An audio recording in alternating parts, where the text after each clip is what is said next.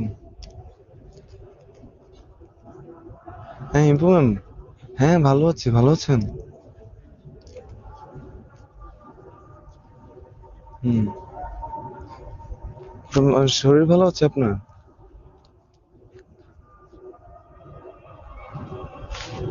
হুম। তাহলে আপনার সাথে রাস্তার ইয়া হয়ে গেছে, প্যাচাপ হয়ে গেছে, তাই না?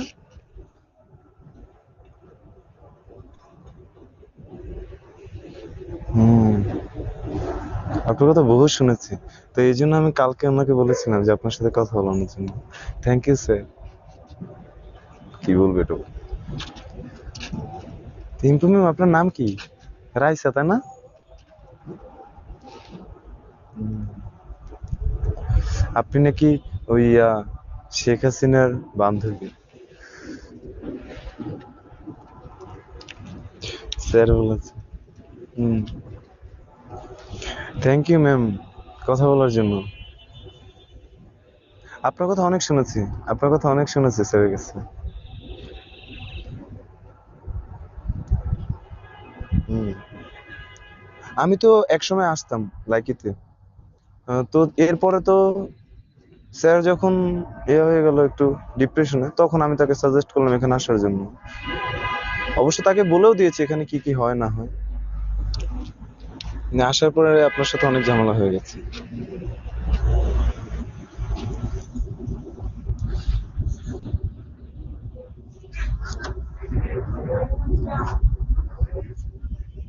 এই স্যার নিজেই হচ্ছে একটা ঝামেলার বক্স।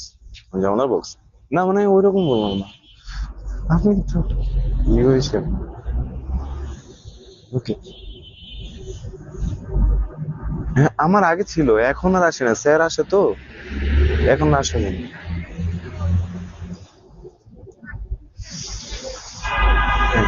আমি অন্য অন্য অ্যাপ্লিকেশনে যাই। আর আমাকে যে কাজের মধ্যে রাখে সারাক্ষণ, আমার আমার কি এগুলো এখন আর হয় না। আগে থাকতাম যখন ম্যাডাম ছিল, তখন তখন ওনার কাজের প্রেশার কম ছিল, স্যার শুধু পড়াশোনা নিয়ে থাকতো, আমারও অত ব্যস্ততা ছিল না।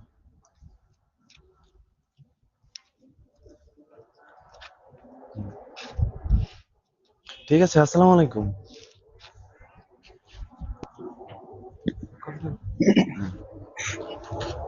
শুনছো?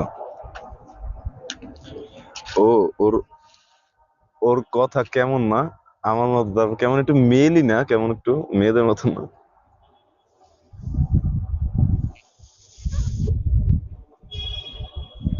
এই জন্য ওকে ভালো লাগে।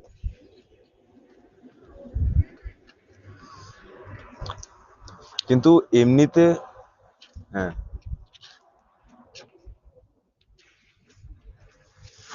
এমনিতে ওর সাথে কথা যদি সরাসরি বলো, তাহলে তোমার মনে হবে একটা, মানে এটা মেয়ে।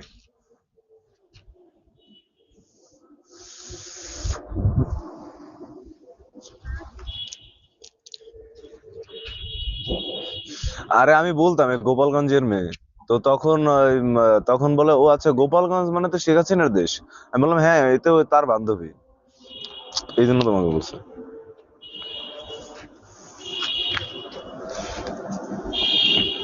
এই ভূত ভাই কথা বলেন। হ্যাঁ ভাইয়া, বলুন সমস্যা নেই। কথা বলেন। অ্যাকচুয়ালি লাইফ এটা বুঝছেন, লাইফের হ্যাঁ প্রত্যেকটা বলুন জিনিস তো। হচ্ছে টেম্পোরারি। Likey